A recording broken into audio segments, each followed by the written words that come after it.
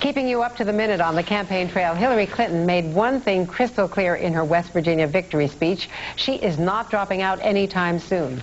For a sense of what's going on inside Team Clinton's inner circle today, let's get right to Clinton campaign chairman Terry Mcauliff. Terry, good day to you. Good. I think I left you at about 1 this morning, Andrea. People are going to begin to worry about us. Virginia. I'll tell you, I don't know how you keep it up. Terry, yeah. What are you people talking about today? Because the superdelegates stream continues to Barack Obama. By the way, let me show you the front page of the Washington Times if you haven't seen it yet. It has a great picture of you last night celebrating with Senator Clinton. Oh, nice. The confetti Beautiful. was falling. But the Geez, that would look like a good team to me. Well, there you are. The superdelegates are still going in the other direction. The math just isn't there. Yeah. So answer the math question, please. What are you telling these uncommitted superdelegates and these fundraisers whom you deal with on a constant basis? How do you stop them from going to the other side? Yeah, in our pitch today, we're going to meet with a lot of the superdelegates today. We have 45 to 50 of our top financial supporters in town today. The same argument we've been making all along, and now has a little bit more power behind this argument, is that Hillary Clinton is the best one to go into the fall election. We have now moved ahead when you count all the votes in the popular vote. She has closed the gap a little bit on the delegates. Obviously, we have a long way to go, but I've always said we'll be ahead in the popular vote, close in the delegates, and then who is it that is best to win the general election? Last night she proved. We won by 41 points last night. Now, a week ago, many of the TV commentators in a breathless rush to say that this was over. A record number of people turned out in West Virginia last night. She won by 41 points. We feel good about Kentucky next week. These are states that, you know, are purple states that we got to win the general election. So if it was over, why did we win by 41 points, Andrea?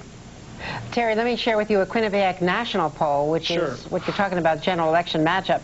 And in the national poll in Quinnipiac, it said that Barack Obama would defeat John McCain 47-40, whereas Hillary Clinton would be 46-41. So he's marginally better. You don't see any weakness there in Barack Obama's numbers for sure. But listen, this is, as you know better than anybody, this is about winning the Electoral College. Hillary Clinton will win West Virginia in the general election. She'll win Arkansas. She'll win Kentucky, according to the polls. Yeah, but what's going to happen in Colorado and Nevada and New Mexico and the other parts of the electoral map that the Obama people think that they can be competitive in? And I certainly hope they're right, but many of those states, we have not been successful historically on the Democratic side, and I hope we clearly are. But today, we win Ohio. Hillary Clinton wins Ohio. You win Ohio and you add the traditional blue states that we always win, you win the White House. Today, she wins Florida. Today, she's won up in Missouri. So we win those very close, what are considered the true swing states. We win those. I'd like to say the entire country will be in play with a woman at the top of the ticket. Women are 54% of the vote in 04. Woman at the top of the ticket in 08. Could women be 58, 59%? I think the entire country could be in play with Hillary at the top of the ticket.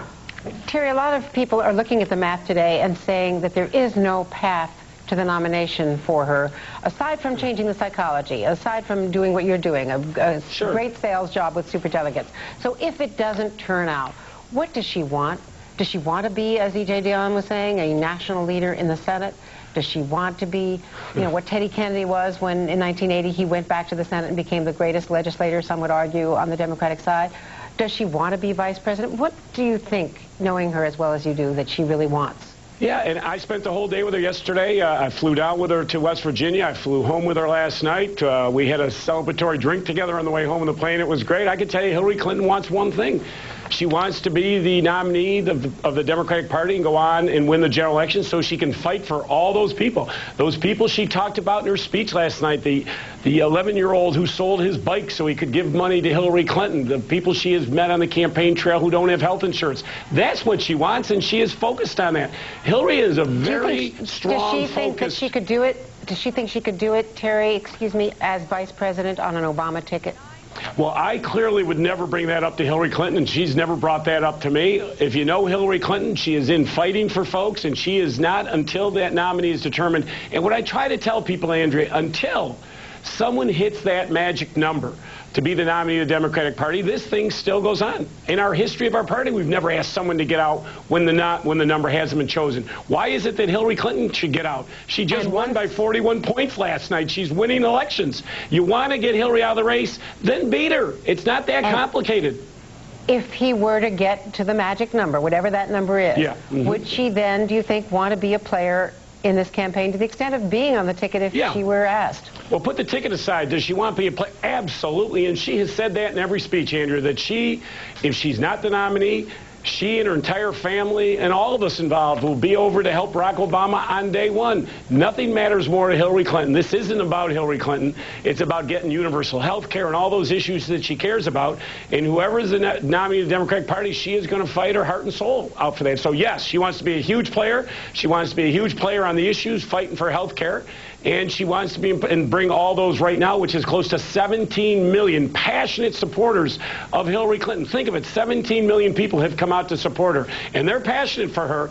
And that's why I tell everybody, till it's over, it's not over till it's over. Well, take your hat off as Hillary's campaign manager, if you can, for just a second. Sure. You're Barack Obama. Let's play a role playing here. You're Barack Obama. You've been campaigning against, the old way that Washington works, against Clinton, Bush, and the Washington establishment. How do you turn around and say, let me introduce you to my new vice presidential choice, Hillary Rodham Clinton? Well, just to twist it, let me just say, here's what Hillary Clinton brings to America and brings to the general election. Possibly the first woman president or vice president. Obviously a huge dynamic when women are a majority of the voters in this country. She has gotten more in the popular vote than any other candidate in the history of our party running for the Democratic nomination. That's an important factor. People like what she says on the economic issues. The economy is the #1 issue. She resoundingly beats everybody else in the field, including John McCain, on who do they think could do the best job of getting the economy moving again. She brings tremendous strengths on national security. Why 35 generals and admirals, Andrea, have come out to support her. All the strength on national security, on the economic issues, the first woman, whatever it may be, is a huge dynamic. All right, Terry Mcauliff. Huge. Huge, Andrea. How big is it, Terry? Huge, man, it's huge. The room's not big enough here for it.